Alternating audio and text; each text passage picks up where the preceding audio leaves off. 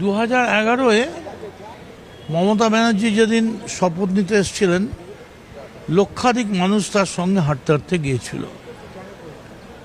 তার মধ্যে একটা সিপিএমের 34 বছরের খাঁচার থেকে মুক্তির স্বাদ আস্বাদন ছিল। এবারে যিনি মুখ্যমন্ত্রী হয়েছেন, আমি ব্যক্তিগত কোনো মন্তব্য করব না, কিন্তু বাংলার মানুষ কীরকম নির্বাক হয়ে গেছে।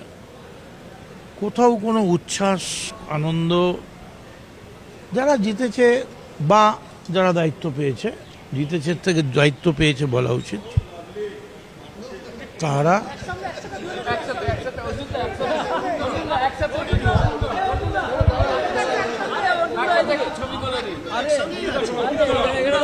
যে কোনো মুহূর্তে আমার সঙ্গে চলে আসবে। মদন দা যে কোনো মুহূর্তে আমাদের সঙ্গে চলে আসবে, চিন্তা নেই। কি দাদা? ও লাভলি। তো বাংলা কীরকম চুপচাপ হয়ে গেছে, এবং আমিও খুবই ব্যক্তিগতভাবে মানসিকভাবে ভেঙে পড়েছি। যেমন একটা বিধানসভা যেখানে মমতা ব্যানার্জি নেই, তবে যে দায়িত্ব পায় তার দায়িত্ব গুড গভর্নেন্স।